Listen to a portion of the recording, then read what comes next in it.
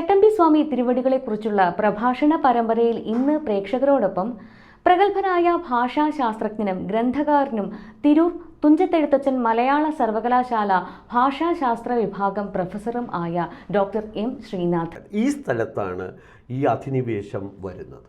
അധിനിവേശം വരുന്നിട്ട് നമുക്ക് ഏത് എല്ലാ സംസ്കാരങ്ങളെയും ഇതൊന്നുമല്ല സംസ്കാരം, ഇതൊക്കെ അപരിഷ്കൃതത്വമാണ്. ഈ അപരിഷ്കൃതത്വത്തിൽ നിന്ന് ഇന്ത്യക്കാരെ മോചിപ്പിക്കണം. ആ മോചിപ്പിക്കാനുള്ള വഴി ആധുനിക വിദ്യാഭ്യാസമാണ്. ആ ആധുനിക വിദ്യാഭ്യാസം എന്ന് പറയുന്നത് ഇംഗ്ലീഷ് വിദ്യാഭ്യാസമാണ്. അതുകൊണ്ട് തന്നെയാണ് മെക്കാളെ മിനിറ്റ്സിൽ പറയുന്നത്, ഇന്ത്യക്കാരായിരിക്കുമ്പോൾ തന്നെ അവർ ചിന്തിക്കുന്നതും പ്രവർത്തിക്കുന്നതും യൂറോപ്പുകാരെ പോലെ ആയിരിക്കണം. ആ മനസ്സുള്ളവരായിരിക്കണം. നമ്മുടെ ഇന്ദുലേഖയിലെ മാധവൻ കടന്നു വരുന്ന ഒരു അവസ്ഥയൊക്കെ നമുക്ക് ആലോചിക്കാവുന്നതാണ്. ഇങ്ങനെ ആധുനികീകരണം എന്ന് പറയുന്ന ഒരു ആശയം എന്ന് പറയുന്ന ഒരു അധിനിവേശം, ആ അധിനിവേശത്തോടൊപ്പം ഉണ്ടാകുന്ന ധൈഷണിക അധിനിവേശം, സാംസ്കാരിക അധിനിവേശം, മതാധികാര അധിനിവേശം, ഈ അധിനിവേശങ്ങളാണ് ഈ പറയുന്ന ഒരു കൊളോണിയൽ സന്ദർഭവുമായി ബന്ധപ്പെട്ട് നമ്മൾ മനസ്സിലാക്കുന്നത്. പക്ഷേ നമ്മൾ കൊളോണിയൽ വിക്ടിംസ്, കൊളോണിയലിസത്തിൻ്റെ ഇരകളായതോടുകൂടി നമ്മൾ ഈ കൊളോണിയലിസത്തെ നമുക്ക് തന്ന നന്മകളായിട്ടാണ് ഇതിനെ പലതും മനസ്സിലാക്കുന്നത്. നമുക്ക് ഇംഗ്ലീഷ് വിദ്യാഭ്യാസം ലഭിച്ചു, നമുക്ക് ശാസ്ത്രബോധം വന്നു, നമുക്ക് പാശ്ചാത്യ അതായത് ആഗോള ചിന്ത വന്നു, ലോകത്തിൻ്റെ ഏത് സ്ഥലങ്ങളിൽ നടക്കുന്ന ധൈഷണികമായിട്ടുള്ള മുന്നേറ്റങ്ങളെ തിരിച്ചറിയാൻ കഴിയുന്നു. നമ്മൾ ഇതിനെയൊക്കെ ഇറക്കുമതി ചെയ്യുന്നു. അങ്ങനെ ഒരു ഇമ്പോർട്ടിങ് ഇൻ്റലക്ച്വൽ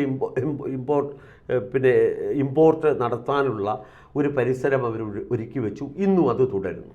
അങ്ങനെ വ്യവസായം, അതൊരു ഡിസ്കോഴ്സ് ഇൻഡസ്ട്രി എന്ന് നമുക്ക് പറയാവുന്ന തരത്തിൽ പാശ്ചാത്യ ബോധത്തിൽ നിന്ന് തന്നെയാണ് നമ്മൾ പ്രവർത്തിക്കുന്നത്. അതുകൊണ്ടാണ് ഞാൻ നേരത്തെ പറഞ്ഞതുപോലെ ചട്ടമ്പി സ്വാമികളെ നാം എങ്ങനെ കാണുന്നു എന്ന ചോദ്യം വരുന്നത്.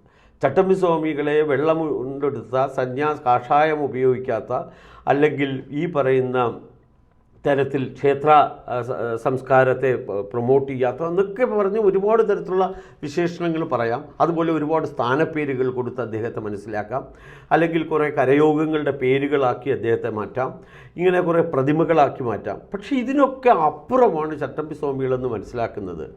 ചട്ടമ്പി സ്വാമികളൊഴിച്ച് മറ്റൊരാളിനെ കേരളത്തിൽ നിന്നുകൊണ്ട് സൂചിപ്പിക്കാൻ കഴിയില്ല എന്താണ് കൊളോണിയൽ വിരുദ്ധത എന്നതിൻ്റെ ഭാരതീയമായിട്ടുള്ള മുഖം എന്നത് നിർവചിച്ചെടുത്ത മനുഷ്യൻ എന്നതാണ്. അതിനെയാണ് ബദൽ ആധുനികത അഥവാ തദ്ദേശീയ ആധുനികത എന്ന് പി രവീന്ദ്രൻ പറഞ്ഞത്. അപ്പോൾ ഇവിടെ നമ്മൾ വിചാരിച്ച കൊളോണിയൽ ആധുനികതയാണ് മലയാളിയെ സൃഷ്ടിച്ചത്, മലയാളിക്ക് ഈ ബോധം കിട്ടിയത്. കാരണം ശ്രീനാരായണ ഗുരു പോലും ഒരു സന്ദർഭത്തിൽ പറയുകയുണ്ടായി, യൂറോപ്പ് അല്ലെങ്കിൽ ബ്രിട്ടീഷുകാരാണ് നമുക്ക് സന്യാസം നൽകിയത്. അതിൻ്റെ സന്ദർഭത്തിലേക്ക് കടന്നു വരാൻ പിന്നീട് ഒരു അവസരത്തിലാകാം. പക്ഷേ ഇവിടെ ചട്ടമ്പി സ്വാമികൾ പാശ്ചാത്യ ആധുനികതയുടെ സൃഷ്ടാവല്ല, പാശ്ചാത്യ ആധുനികതയുടെ പ്രയോക്താവല്ല, പാശ്ചാത്യ ആധുനികതയെ ഇവിടെ പ്രാവർത്തികമാക്കുകയോ അതിൽ വിശ്വാസം അർപ്പിക്കുകയോ അതുവഴി വിമോചനമുണ്ടാകുമെന്ന് വിധരിച്ചതോ ആയ ഒരു വ്യക്തിയല്ല. അതാണ് അദ്ദേഹം ഒരു വ്യക്തി എന്നുള്ള നിലയിൽ അദ്ദേഹത്തിൻ്റെ രാഷ്ട്രീയ നിലപാട്. ആ രാഷ്ട്രീയ നിലപാട് അദ്ദേഹം എടുക്കുന്നത് ഏത് ഘടനയിലെന്ന് നോക്കുക.